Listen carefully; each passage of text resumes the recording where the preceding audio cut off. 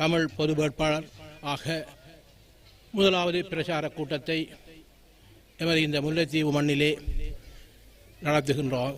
அதற்கு தலைமை தாங்கிக் கொண்டிருக்கின்ற மிக மதிப்புக்குரிய சிவனேசன் ஐயா அவர்களே, இந்த கூட்டத்திலே கலந்து கொண்டிருக்கின்ற மிக மதிப்புக்குரிய பாராளுமன்ற உறுப்பினர்கள் சித்தார்த்தன் ஐயா அவர்களே, செல்வம் அடைக்கலான் ஐயா அவர்களே, முன்னாள் பாராளுமன்ற உறுப்பினர் சுரேஷ் பிரேமச்சந்திரன் ஐயா அவர்களே, எமது முன்னாள் மாநகர முதல்வர் மணிவண்ணன் ஐயா அவர்களே, இந்த நிகழ்விலே கலந்து கொண்டிருக்கின்ற எமது ஜனநாயக போராளிகள் கட்சியின் தலைவர்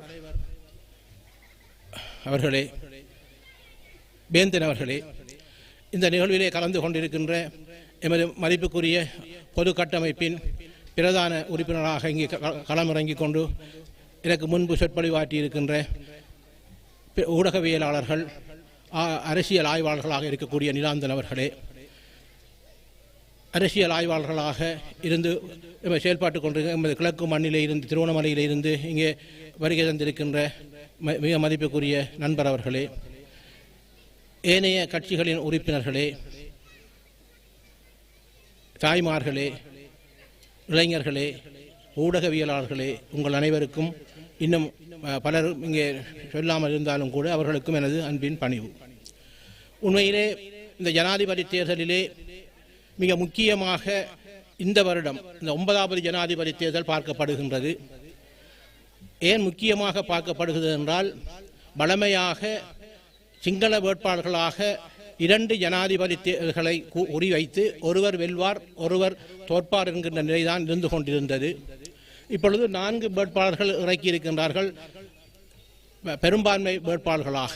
இந்த 4 வேட்பாளர்களிலும் இருந்து எமது இந்த வடக்கு கிழக்கிலே இருந்தும் ஒரு தமிழ் வேட்பாளராக நான் இறக்கப்பட்டிருக்கின்றேன். நான் 5வது சக்தியாக இந்த இதிலே போட்டியிடுகின்றேன். ஏன் அந்த சக்தியாக என்று நான் கூறுகின்றேன் என்றால், வழமையாக வடகிழக்கிலே இருந்து இணைந்த ஒரு பொது வேட்பாளர் இதுவரையிலே இறக்கப்படவில்லை. தமிழ் வேட்பாளர்களாக தனித்து போட்டியிட்டு 1982ஆம் ஆண்டு எமது குமார் பொன்னம்பலம் ஐயா அவர்கள் 1,76,000க்கும் மேற்பட்ட வாக்குகளை பெற்றிருந்தார். எங்கள் சிவாசிலிங்கம் ஐயா அவர்கள் 2 தேர்தல்களிலே போட்டியிட்டு ஒரு தேர்தலிலே 12,600 வாக்குகளை பெற்றிருந்தார். இன்னும் ஒரு தேர்தலிலே 10,000 வாக்குகளை பெற்றிருந்தார். தமிழர்களாக வடகிழக்கிலே பிறந்த தமிழர்களாக, ஆனால் அவர்கள் தனித்து போட்டியிட்டிருந்தார்கள். இந்த தேர்தலிலே நான் போட்டியிடுவதற்கான காரணம் என்னவென்றால், உண்மையிலே இங்கே இருக்கக்கூடிய வடகிழக்கிலே இருக்கக்கூடிய ஏறக்குறைய 83க்கும் மேற்பட்ட பொது அமைப்புகள், தமிழ் தேசிய கொள்கையிலே உறுதிப்பற்றுடன் இருக்கின்ற கட்சிகள் இணைந்து அவர்கள் தமிழ் தேசிய பொது கட்டமைப்பு என்கின்ற ஒரு அமைப்பை தோற்றுவித்திருந்தார்கள். தொடர்ச்சியாக 6 மாதங்களாக எடுத்த முயற்சிகள். நானும் பல கூட்டங்களிலே பார்வையாளராக கலந்து கொண்டிருந்தேன். அவ்வாறு இருக்கின்ற போதுதான் ஒரு பொது கட்டமைப்பில் ஒரு பொது வேட்பாளர்களை களமிறக்கி எமது இந்த வடகிழக்கிலே இருக்கக்கூடிய தமிழ் மக்களுக்கான இனப்பிரச்சனை இன்னும் தீரவில்லை. கடந்த 8 ஜனாதிபதிகளுக்கு நாங்கள் வாக்களித்திருக்கின்றோம். 8 ஜனாதிபதிகளிலாலும் நாங்கள் ஏமாற்றப்பட்டிருக்கின்றோம். இப்பொழுது இடம்பெறுகின்ற இந்த 9வது ஜனாதிபதி தேர்தலில் நாங்கள் ஏமாறுவதற்கு தயாரில்லை. எங்களுக்கான உரிமை பிரச்சனை இன்னும் தீர்க்கப்படவில்லை. ஆகவே அது தீர்க்கப்பட வேண்டும் என்ற செய்தியை சர்வதேசத்திற்கும் இலங்கை அரசாங்கத்துக்கும் காட்ட வேண்டும் என்ற ஒரு நோக்கில் தான் அவர்கள் இந்த முயற்சியை எடுத்திருந்தார்கள். அந்த முயற்சியின்பால் ஏறக்குறைய அவர்களை இனம் கண்டிருந்தார்கள் 46 பிரமுகர்களை. அந்த 46 பிரமுகர்களில் இருந்து படிப்படியாக குறைந்து இறுதியாக 2வராக இருந்து ஒருவராக என்னை தேர்ந்தெடுத்தார்கள். உண்மையில் நானே பலரை முன்மொழிந்திருந்தேன். என்னை விட பலர் இருக்கின்றார்கள் என்ற விடயத்தை கூறியிருந்தேன். அதில் இருக்கின்ற விடயமாக இந்த தேர்தல் ஜனாதிபதி தேர்தல் சட்டத்தினூடாக சிலரை இறக்குவதில் சில பிரச்சனைகள் சட்டத்தினூடாக இருந்தது. சுயேட்சையாக இறக்குகின்ற போது ஒரு முன்னாள் பாராளுமன்ற உறுப்பினரை அதை போட்டியிட வைப்பது என்பது இலகுவாக இருந்தது. அதன் அடிப்படையிலே நான் விரும்பி இதிலே வந்திருந்தேன், அவர்களின் வேண்டுகோளை ஏற்று. ஆகவே இந்த இதிலே நீங்கள் வாக்களிக்கின்ற போது நான் உண்மையில் ஸ்ரீலங்கா சோசலிச ஜனநாயக குடியரசின் ஜனாதிபதியாக வருவதற்கு அல்ல, மாறாக இழந்த ஈழ மக்களின் உரிமை பிரச்சனை தீர்க்கப்படவில்லை, இன்னும் இந்த பிரச்சனை இருந்து கொண்டிருக்கின்றது என்பதை வெளிக்காட்டுவதற்கான ஒரு அடையாளமாக ஒரு குறியீடாக மாத்திரமே வந்திருக்கின்றேன். இன்னும் இந்த தேர்தல் முடிவதற்கு ஏறக்குறைய 32 நாட்கள் இருக்கின்றது. இந்த 32 நாட்கள் மாத்திரம்தான் எனது பணி இருக்கின்றது. இந்த பணிக்கு பின்னால் செப்டம்பர் மாதம் 22ஆம் தேதி நீங்கள் அளிக்கின்ற வாக்குகள் மூலம் கிடைக்கின்ற வெற்றியை நான் அவர்களிடம் ஒப்படைப்பேன். என்னிடம் யார் அந்த பொது கட்டமைப்பாக இணைந்து என்னை தேர்தலிலே போட்டியிட வேட்பாளர்களாக முன்வந்தார்களோ அவர்களிடம் எனது பணியை அவர்களிடம் ஒப்படைப்பேன்.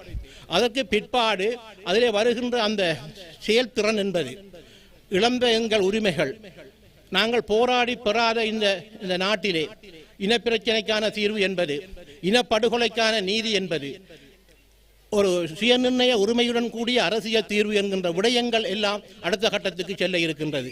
அது மாத்திரமல்ல, 2009 மே 18ஆம் தேதி முள்ளிவாய்க்காலில் போர் மௌனித்த போது நான் இப்பொழுது அங்கு வணங்கிவிட்டுத்தான் இங்கு வந்திருக்கின்றேன், இந்த முள்ளிவாய்க்கால் மண்ணிலே. அதற்கு பிறகு நாங்கள் பல்வேறு கட்சிகளாக பல கட்சிகளாக நாங்கள் இப்பொழுது விரிந்திருக்கின்ற போதும் எல்லோருமே ஒன்றிணைந்து ஒரு குடையின் கீழ் கொண்டு வருவதற்கான முயற்சிகளை எவருமே செய்வதாக இல்லை. செய்தாலும் கூட அதிலே அந்த மக்கள் அதற்கான ஆணை கொடுக்கவில்லை என்கின்ற குறையும் இருக்கின்றது. ஆகவே இந்த தேர்தலில் நீங்கள் அளிக்கின்ற வாக்கு என்பது எமது இந்த மக்களை, எமது தமிழ் தேசிய கட்சிகளை ஒன்றிணைப்பது என்பது ஒன்று, பொது கட்டமைப்புடன் இணைந்து அடுத்த கட்ட பணியை கொண்டு செல்வது என்பது ஒன்று, அடுத்த கட்ட பணியில் சர்வதேச ரீதியாக எங்கள் பிரச்சனையை தீர்ப்பதற்கான ஒரு வழியை சமைக்கும் என்கின்ற நம்பிக்கை எங்களுக்கு இருக்கின்றது. ஒரு நாட்டின் ஒரு விடுதலை போராட்டம் என்பது அந்த பிரதேசத்திலே மையம் கொண்டு அதிலே போராடப்பட்டு அந்த நாட்டிலே இருந்து தீர்வு கிடைப்பதல்ல. தீர்வு என்பது சர்வதேச அரங்கிலே அங்கீகாரம் பெற வேண்டும். எமது இந்த விடுதலை போராட்டம் என்பது தந்தை செல்வாவினால் அகிம்சை போராட்டம், அதற்கு பின்பு பல 36 விடுதலை இயக்கங்கள் போராடிய வரலாறு, அதற்கு பிறகு தலைவர் பிரபாகரன் அவர்களின் விடுதலை போராட்டம், இந்த போராட்டங்கள் எல்லாம் இன்று சர்வதேச மயப்படுத்தப்பட்டிருக்கின்றது. சர்வதேசத்திலே மயப்படுத்தப்பட்டு இராஜதந்திர ரீதியாக நாங்கள் மாத்திரமல்ல, புலம்பெயர்ந்திருக்கின்ற பல அமைப்புகளும் எமது தீர்வுக்காக உழைத்துக் கொண்டிருக்கின்றார்கள். இந்த நேரத்திலே இராஜதந்திர ரீதியாக நாங்கள் எடுக்கின்ற ஒற்றுமை என்பது சர்வதேசத்துக்கு மனச்சாட்சியை தட்டுகின்ற ஒரு வாய்ப்பாக இந்த தேர்தலிலே நாங்கள் ஒற்றுமையாக நாங்கள் இன்னும் இருக்கின்றோம். எமது முள்ளிவாய்க்கால் போர் மௌனித்ததற்கு பிற்பாடு 15 வருடங்களாக நாங்கள் உரிமையற்றி இருக்கின்றோம். 3 ஜனாதிபதிகளை நாங்கள் அந்த முள்ளிவாய்க்கால் மௌனத்துக்கு பின்பு நாங்கள் ஆதரித்திருக்கின்றோம். 3 ஜனாதிபதிகளுடன் நாங்கள் பேசி இருக்கின்றோம். எவருமே எந்த தீர்வும் தரவில்லை. அந்த விடயங்களை நாங்கள் சுட்டிக்காட்டித்தான் இந்த தேர்தலிலே உங்களை நாங்கள் வாக்களிக்க தயாரில்லை. நாங்கள் நாங்களாகவே இருக்க விரும்புகின்றோம். நாங்களாகவே இந்த நாட்டிலே வாழ விரும்புகின்றோம். இந்த இணைந்த வடகிழக்கில் எங்கள் உரிமையை பெற விரும்புகின்றோம் என்ற செய்தியை இந்த தேர்தலில் காட்ட வேண்டிய ஒரு கடப்பாடு எங்களுக்கு இருக்கின்றது. 2010ஆம் ஆண்டு சரத் பொன்சேகா அவர்களுக்கு நாங்கள் வாக்களித்தோம். எங்கள் தமிழ் தேசிய கூட்டமைப்பில் இருக்கக்கூடிய பாராளுமன்ற உறுப்பினராக இருந்த மதிப்புக்குரிய சுரேஷ் பிரேமச்சந்திரன் ஐயா அவர்கள் இருக்கின்றார். எங்கள் செல்வம் அடைக்கலாம் நான் இருந்தேன். இப்பொழுது நான் இருக்கின்றவரை சொல்கின்றோம். நாங்கள் சரத் பொன்சேகாவை அவரின் வாக்குறுதியை நம்பி நாங்கள் வாக்களிக்கவில்லை. பலர் கூறுகின்றார்கள், போரிலே ஈடுபட்ட 2 ஒருவர் தளபதியாக இருந்தார், ஒருவர் கட்டளையிட்டார், உங்களுக்கு வெக்கம் இல்லையா என்று கேட்கின்றார்கள். நாங்கள் வெக்கம் இல்லாமல் அதை முடிவெடுக்கவில்லை. சரத் பொன்சேகாவிடம் இருந்து உத்தியோகபூர்வமாக எழுத்து மூலமாக ஒரு ஆணையை நாங்கள் வாங்கியிருந்தோம். தான் வெற்றி பெற்றால் இணைந்த வடகிழக்கிலே சமஷ்டி அடிப்படையிலான ஒரு தீர்வை தருவோம் என்று எழுத்து மூலம் தந்திருந்தார். அந்த துண்டை எங்களிடம் கொண்டு காட்டியிருந்தார்கள் சம்பந்தன் ஐயா, சுரேஷ் பிரேமச்சந்திரன், தலைவர் எங்கள் செல்வன் மடைக்கலாமன் அவர்கள். ஆனால் எங்களை ஒருவரும் போட்டோ காப்பி எடுக்க விடவில்லை, பாய்த்து விட்டு தருமாறு கூறியிருந்தார்கள். அந்த நம்பிக்கையில் தான் நாங்கள் அதனை ஆதரித்திருந்தோம். அதுதான் உண்மை. ஆனால் என்ன நடந்தது என்றால், நான் சொல்லுகின்றேன், 2010ஆம் ஆண்டு சரத் பொன்சேகா அவர்கள் வெற்றி பெறவில்லை. மஹிந்த ராஜபக்ச அவர்கள் வெற்றி பெற்றதற்கு பிறகு நான் நினைக்கின்றேன் 18 தடவை அவருடன் சென்று பேசியிருக்கின்றார்கள். தமிழ் தேசிய கூட்டமைப்பின் தலைவர் எங்கள் சம்பந்தன் ஐயா அவர்கள், பாராளுமன்ற உறுப்பினர் செல்வம் அடைக்கலான் ஐயா அவர்கள், எங்கள் சுரேஷ் பிரேமச்சந்திரன் அவர்கள் 18 தடவை பேசி ஏமாற்ற போட்டிய வரலாறு எங்களுக்கு இருக்கின்றது. இது ஒரு விடயம். வாக்களிக்கவில்லை மஹிந்த ராஜபக்ச அவர்களுக்கு. ஆனால் ஒரு ஜனாதிபதி என்றால் பேச வேண்டும் என்ற ஒரு நம்பிக்கை ஒரு அரசியல் கட்சிக்கு, ஒரு பொறுப்பு வாய்ந்த அரசியல் தமிழ் தேசிய கூட்டமைப்புக்கு இருந்ததன் காரணமாக பேசினோம், ஏமாற்றப்பட்டோம். 2015ஆம் ஆண்டு தேர்தலிலே எந்த ஒரு உறுதியுமற்று ஒரு நம்பிக்கையின் அடிப்படையில் சந்திரியா குமாரதுங்க பண்டாரநாயக்க அவர்களின் வேண்டுகோளுக்கு இணங்க சம்பந்தனையா அவர்கள் எங்கள் உறுப்பினர்கள் மஹிந்த ராஜபக்ஷ மைத்திரிபால சிறிசேன அவர்களை ஆதரித்திருந்தோம். அவர் வெற்றி பெற்றார். வெற்றி பெற்று ஒரு நல்லாட்சி அரசாங்கம் இடம்பெற்றது. அந்த நல்லாட்சி அரசாங்கத்திலே பிரதமராக இருந்தவர் இப்பொழுது இருக்கின்ற ஜனாதிபதி அவர்கள். ஜனாதிபதியாக இருந்தவர் மைத்திரிபால சிறிசேனா அவர்கள். அந்த அதிலே முக்கியமாக தமிழ் தேசிய கூட்டமைப்பு வைத்த கோரிக்கை என்னவென்றால், இந்த நல்லாட்சி அரசாங்கத்திலே ஒரு புதிய அரசியல் யாப்பை ஏற்படுத்த வேண்டும் என்கின்ற விடயத்துக்காக மாத்திரம்தான் அதில் இணக்கப்பட்ட அரசியல் செய்யப்பட்டது. என்ன நடந்தது? ஏமாற்றப்பட்டோம். இறுதியாக பாராளுமன்றத்திலே எக்காராட்சியத்துக்குள் சமஷ்டியை தேடினோம். சமஷ்டிக்குள் எக்காராட்சியம் இருக்கின்றார்கள். பொங்கலில் தீர்வு கிடைக்கும் என்றார்கள், நம்பியிருந்தோம். தீபாவளிக்கு கிடைக்கும் என்றார்கள், நம்பியிருந்தோம். நான் சம்பந்தனையாவை குறை கூறவில்லை, நம்ப வைத்தவர்களை குறை கூறுகின்றேன். யார் நம்ப வைத்தவர்கள்? இந்த ஜனாதிபதியாக இருக்கக்கூடிய ரணில் விக்ரமசிங்கே அவர்கள் நம்ப வைத்தார். மைத்திரிபால சிறிசேனா அவர்கள் நம்ப வைத்தார். நம்பி ஏமாந்தோம். ஆனால் அந்த நம்பின ஏமாந்ததின் பலன் என்ன கிடைத்தது? எங்களுக்கு 16 பாராளுமன்ற உறுப்பினர்களை 2020 நாங்கள் 10 குறைத்து விட்டோம். ரணில் விக்ரமசிங்கே அவர்களை நாங்கள் கூறுகின்றோம், அவரே கூறுகின்றார், நான் கூறவில்லை. 2004ஆம் ஆண்டு தமிழீழ விடுதலை புலிகள் இயக்கத்தை 2ஆக உடைப்பதற்கு நானே முன்னின்று ஏறாவூரிலே இருக்கின்ற மௌலானா அவர்களை பயன்படுத்தி கருணா என்பவரை பிரித்தவன் நான் என்று அவர் பெருமை பேசினார். அதை ஒப்புக்கொண்டு கருணா அவர்கள் தற்பொழுது மட்டக்களப்பிலே அதை ஒப்புவித்தார். இல்லை, ரணில் அவர்கள் அதை செய்யவில்லை, தான் அதை பிரித்தோன் என்று மஹிந்த ராஜபக்ஷ அவர்கள் பெருமை கூறினார். எல்லோரும் கூறினார்கள்.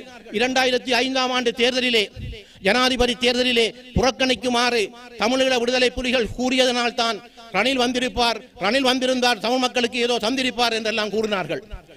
அந்த விடயத்தை இன்று ஜனாதிபதி அவர்கள் கூறினார். ஏன் தமிழீழ விடுதலை புலிகள் இயக்கம் ரணில் அவர்களை புறக்கணித்தமைக்கான காரணம் என்னவென்றால், 2004ஆம் ஆண்டு தமிழீழ விடுதலை புலிகளை பிரித்தது தான் என்பதை விடுதலை புலிகள் வந்திருந்தார்கள். அதுதான் அவரை புறக்கணிப்பதற்கான காரணம் என்பதை இவர்கள் இப்பொழுது ஒப்புக்கொள்ள வேண்டும். இதுதான் வரலாறு. இறுதியாக நடந்த 2019ஆம் ஆண்டு தேர்தல், கோட்டபாய ராஜபக்ஷ அவர்களுக்கு எதிராக வாக்களித்தோம். ஷஹீத் பிரேமதாஸ் அவர்களை நாங்கள் வெல்ல வைப்பதற்காக துடித்தோம், வெல்லவில்லை. சரி, ஒரு வெற்றி பெற்ற ஜனாதிபதியுடன் ஒரு பொறுப்பு வாய்ந்த தமிழ் தேசிய கட்சி பேச வேண்டும். தமிழ் தேசிய கூட்டமைப்பு பேச்சுவார்த்தைக்கு கேட்டு கெஞ்சி 2 தரம் செய்தது, 2 முறையும் ஏமாற்றப்பட்டோம். ஆகவே நாங்கள் விட்ட தவறா அல்லது அவர்கள் விடுகின்ற தவறு என்னவென்றால், நான் விடுதலை புலிகள் காலத்திலே 5 ஜனாதிபதிகள் ஏமாற்றப்பட்ட கதையை நான் கூறவில்லை. நான் விடுதலை புலிகள் மௌனித்ததற்கு பிறகு ஏமாற்றிய கதையை தான் இப்பொழுது கூறுகின்றேன். இந்த 3 ஜனாதிபதிகளும் மாறி மாறி மாறி மாறி எங்களை ஏமாற்றியிருந்தார்கள். அதற்கு முன்பு 5 ஜனாதிபதிகள் நாங்கள் ஏமாற்றப்பட்டோம். மொத்தமாக 8 ஜனாதிபதிகள் நாள் ஏமாற்றத்தின் விளைவுதான் இந்த பொது வேட்பாளர். நான் அரியணையத்தில் என்பது அந்த இலங்கை ஜனாதிபதியின் தேர்தல் சட்டத்துக்கு ஒரு மனிதன் பெயரை அதில் குறிப்பிட வேண்டும். அந்த மனிதனுக்காக இந்த பெயரை போடப்பட்டிருக்கு, அவ்வளவுதான். நான் ஒரு அடையாளம், ஒரு குறியீடு. அதுக்காக நாங்கள் எடுத்த சின்னம் இந்த சங்கு சின்னத்தை நாங்கள் தான் கேட்டெடுத்தோம். சங்கு என்பது உங்களுக்கு தெரியும், ஒரு தமிழ் மக்களின் மரபு சின்னம், ஒரு பாரம்பரிய சின்னம் என்பதற்காக அந்த சின்னத்தை நாங்கள் பெற்றிருக்கின்றோம். இந்த விடயம் என்பது, இந்த தேர்தலிலே நாங்கள் வாக்களிக்கின்ற செய்தி என்பது இலங்கை அரசாங்கத்துக்கு கொடுக்கின்ற செய்தி மாத்திரமல்ல, சர்வதேச அரங்கிக்கும் ஒரு செய்தியாக இருக்கும் என்பதை நீங்கள் உணர்ந்து கொள்ள வேண்டும். இப்பொழுது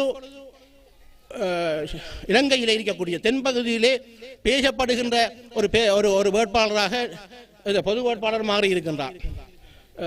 அரியணையத்தின் என்பவரை அங்கு கதைக்கின்ற அளவிற்கு வைத்திருக்கின்றார்கள். அதை வைத்தவர்கள் நீங்கள் தான். எனக்கு முன்பு பேசியவர்கள் கூறினார்கள், இது உங்களுக்கான தேர்தல், உங்களுக்கான சின்னம், உங்களுக்கான ஒரு விடயம் என்று. எங்களின் போராட்ட வடிவங்கள் மாறலாம், போராட்டம் மாறவில்லை. போராட்ட தலைவர்கள் சாகலாம், போராட்டம் சாகவில்லை, உரிமை சாகவில்லை. இதை நீங்கள் புரிந்து கொள்ள வேண்டும். வடிவங்களில் ஒன்றுதான் இது. பல வடிவங்களை நாங்கள் செய்திருக்கின்றோம். பொங்கு தமிழை செய்திருக்கின்றோம், எழுக தமிழை செய்திருக்கின்றோம். பல தேர்தலிலே நாங்கள் வாக்களித்து காட்டியிருக்கின்றோம். 1976ஆம் ஆண்டு மே மாதம் 14ஆம் தேதி வட்டுக்கோட்டையிலே எடுத்த தீர்மானத்துக்கு தந்தை செல்வா அவர்கள் தீர்மானம் எடுத்த மாத்திரம்தான். 77ஆம் ஆண்டு அதுக்கான ஆணை பெறுவதற்கு முதலே அவர் மரணித்து விட்டார். அந்த தேர்தலிலே அந்த ஆணை கிடைத்தது. அதிலே நாங்கள் 23 பேரை இறக்கி இருந்தோம். நான் அல்ல, அப்பொழுது இருந்த தமிழர் விடுதலை கூட்டணி உறுப்பினர்கள். 23 தொகுதிகளிலே இருந்து 18 தொகுதிகளிலே 18 பேர் தேர்வு செய்யப்பட்டார்கள். அது ஒரு ஆணை, அது ஒரு வடிவம். அதற்கு பிறகு அது அஹிம்சை ரீதியான போராட்ட காலத்திலே நாங்கள் பெற்ற ஒரு வடிவம். அதற்கு பின்பு ஆயுத போராட்ட காலத்திலே 22 பேரை பல வேட்பாளர்களை ஒவ்வொரு மாவட்டத்திலும் 8, 10, 12 இறக்கி நாங்கள் 22 பாராளுமன்ற உறுப்பினர்களை ஆயுத போராட்ட காலத்திலே நாங்கள் இறக்கி அதிலே வெற்றி பெற்று நாங்கள் வடகிழக்கிலே ஒரு சுயநிர்ணய உரிமைக்கான ஒரு தேவை இருக்கின்றது என்பதை காட்டியிருந்தோம். அது ஆயுத போராட்ட கால வரலாறு. இப்பொழுது இராஜதந்திர போராட்ட வரலாற்றிலே இதை நாங்கள் கையில் எடுத்திருக்கின்றோம். இதில் இருக்கின்ற விடயம் என்னவென்றால், ஒரு மனிதரை இறக்கி பலர் வாக்களிக்கின்ற தேர்தலாகத்தான் நாங்கள் இதை பார்க்கின்றோம். இந்த தேர்தல் என்பதையும் நான் ஒரு ஜனநாயக போராட்டமாகத்தான் நான் பார்க்கின்றேன். P2P போன்றது மக்கள் திரட்சியாக சென்று வாக்களித்து அதில் வருகின்ற செய்தி என்பது ஒரு பெரிய செய்தியாக இருக்கும். எந்த ஒரு போராட்டமும் நம்பிக்கையின் அடிப்படையில் தான் வெற்றி பெறுகிறது. தந்தை செல்வா அவர்கள் அஹிம்சை ரீதியான போராட்டத்தை பலரை கூட்டி வைத்து அவர் அஹிம்சை ரீதியான போராட்டம் எடுக்கவில்லை. தலைவர் பிரபாகரன் அவர்கள் பலரை கூட்டி வைத்து ஆயுத ரீதியான போராட்டத்தை செய்யவில்லை. தனது நம்பிக்கையின் அடிப்படையிலே போராட்டங்களை செய்கின்ற போது மக்கள் அணி திரண்டார்கள். இதுதான் வரலாறு. அதுபோன்றுதான் இந்த பொது கட்டமைப்பு என்கின்ற அணி நம்பிக்கையின் அடிப்படையிலே இந்த பொதுபடுப்பராகி என்னை இறக்கி இருக்கின்றார்கள். நீங்கள் காட்டுகின்ற அந்த நம்பிக்கை என்பது, நம்பிக்கையின் மூலம் நீங்கள் வாக்களிப்பது என்பது, அந்த வாக்களிப்பிலே வருகின்ற செய்தி என்பது ஒரு பெரிய மாற்றத்தை கொண்டு வரும். இதைத்தான் நீங்கள் முதலிலே புரிந்து கொள்ள வேண்டும். நாங்கள் பல ஜனாதிபதிகளை கண்டிருக்கின்றோம். ஜனாதிபதிகள் இப்போ கூறுகின்றார்கள், என்ன கூறுகின்றார்கள்? 37 வருடங்களுக்கு முன்பு 1987ஆம் ஆண்டு ஜூலை மாதம் 29ஆம் தேதி செய்து கொள்ளப்பட்ட இலங்கை இந்திய ஒப்பந்தம் 1987 நவம்பர் மாதம் 14ஆம் தேதி பாராளுமன்றத்திலே கொண்டு வரப்பட்ட 13வது அரசியல் யாப்பின் அடிப்படையிலே இணைந்த வடகிழக்கிலே ஒரு தேர்தலை நடாத்தி அதை 2006ஆம் ஆண்டு பிடித்து இப்பொழுது அதை கிடக்கிலே போட்டு நல்லாட்சி அரசாங்கத்திலே 2017ஆம் ஆண்டு தேர்தல் நடத்த முடியாமல் தேர்தலை முடக்குவதற்காக ஒரு சட்டமூலத்தை கொண்டு வந்து முடக்கி வைத்துவிட்டு இப்பொழுது ரணில் விக்ரமசிங்கே அவர்கள் என்ன சொல்லுகின்றார்? 13வது அரசியல் யாப்பில் இருப்பதை தருகின்றேன், தேர்தலை நடத்துவதற்காக தனிநபர் பிரேரணையை முன்மொழிந்ததை மீள எடுக்கின்றார். அதை 3ஆம் தேதி பாராளுமன்றத்திலே கொண்டு வருவதாக சொல்லப்படுகின்றது. ஆகவே மாகாண சபை தேர்தலை தருகின்றோம், வாக்களியுங்கள் எனக்கு. நாங்கள் மாகாண சபைக்கா நாங்கள் கேட்டு தேர்தலை வாக்களித்தது? அதுதான் எங்கள் தீர்வு, எங்களுக்கு அதுதானா? சிந்தியுங்கள். ஆகவே ஒரு ஜனாதிபதி தேர்தலிலே அவர்கள் இணைந்த வடகிழக்கிலே சுயநிர்ணய உரிமையுடன் கூடிய தீர்வை தருவோம் என்று யாரும் கூறுவார்களாக இருந்தால் நிச்சயமாக அதை பரிசீலிக்க தயார் என்றுதான் எங்கள் தலைவர்கள் கூறுகின்றார்கள். ஆகவே அவர்கள் அவ்வாறு அல்ல, மக்களை ஏமாற்றுவதற்காக கூறிக்கொண்டிருக்கின்றார்கள். அபிவிருத்திக்காக கூடுதல் நிதி ஒதுக்கப்படுகின்றது. அபிவிருத்திக்கு நிதி ஒதுக்குவது என்பது அவரின் வீட்டு பணம் அல்ல. அல்ல, சிந்திக்க வேண்டியது எங்கள் வரி பணத்தை அதுவும் பிரித்தாளுகின்ற தன்மையில் நன்றாக நீங்கள் சிந்திக்க வேண்டும். ஒரு மாவட்டத்திலே இருக்கின்ற பாராளுமன்ற உறுப்பினர்களுக்கு ஒரு கட்சியிலே இருக்கின்றவர்களுக்கு கூடவும் இன்னொருவருக்கு குறைத்தும் நிதி ஒதுக்கப்படுகின்றது. அதில் என்னத்தை காட்டப்படுகின்றது? வெளியிலே இருவரையும் மோத விடுகின்றார்கள். பல மாவட்டங்களிலே சண்டை பிடிக்க வைக்கின்றார்கள். ஒரு மாவட்டத்துக்குள்ளே ஒரு கட்சியில் இருக்கின்றவர்களை பிரித்தாளுகின்ற தன்மையை இந்த ஜனாதிபதி அவர்கள் செய்து கொண்டிருக்கின்றார். இது ஒரு வேண்டத்தகாத விடயமாக இருந்து கொண்டிருக்கின்றது. நீங்கள் சிந்திக்க வேண்டிய ஒரு விடயமாக இருக்கின்றது. ஆகவே அபிவிருத்தி என்பது எங்களுக்கு தேவை. அபிவிருத்தி தான் எங்களுக்கு ஆகிறது அல்ல. அபிவிருத்தி எங்களுக்கு தேவை, அபிவிருத்தி தான் எங்களுக்கானது அல்ல. அபிவிருத்தி எங்களுக்காக தேவையாக இருந்தால் 50,000 மாவீரர்கள் மரணித்திருக்க மாட்டார்கள். 3 லட்சம் மக்கள் இந்த முள்ளிவாய்க்காலிலே மரணித்திருக்க மாட்டார்கள். அவர்களின் கண்ணீர் ரத்தம் அவர்கள் சிந்திய இதற்கு நாங்கள் என்ன தீர்வை நாங்கள் கண்டிருக்கின்றோம்? எதற்காக நாங்கள் இவ்வளவு நாள் இருந்து கொண்டிருக்கின்றோம்? கொலை செய்தவர்களை, இனப்படுகொலை செய்தவர்களை மீண்டும் மேடையில் ஏற்றி நாங்கள் அரியாசனம் செய்ய போகின்றோமா, அல்லது அவர்களுக்கான நீதியை பெறப்போகின்றோமா என்பதை இந்த தேர்தலில் நாங்கள் பார்க்க வேண்டியிருக்கின்றது. இதுதான் உண்மை. ஆகவே அன்பார்ந்த எமது உறவுகளே, உங்களுக்கு நாங்கள் அரசியல் சொல்லித்தர வேண்டிய அவசியம் இல்லை. இந்த முள்ளிவாய்க்கால் என்பது உலக வரைபடத்திலே இலங்கையிலே ஈழத்திலே முள்ளிவாய்க்கால் ஒரு இடம் பெற்றிருக்கின்றது. 2009 மே 18க்கு பிறகு அந்த புள்ளியிலே இருந்தால் நாங்கள் இந்த தேர்தல் பிரச்சாரத்தை ஆரம்பித்திருக்கின்றோம். அந்த வேதனையில் இருந்தான், அந்த விதையில் இருந்தான், அந்த வித்தத்தில் இருந்தான் இந்த தேர்தல் பிரச்சாரம் தொடங்கி இருக்கின்றது என்றால் நீங்கள் யோசிக்க வேண்டும். எமது திரட்சியாக வடகிழக்கிலே இருக்கின்ற மக்கள் இதற்கான ஒரு நம்பிக்கை ஊட்ட வேண்டும், ஒற்றுமையாக வாக்களிக்க வேண்டும். இன்னும் இருப்பது 31 நாட்கள் மாத்திரம். எதிர்வருகிற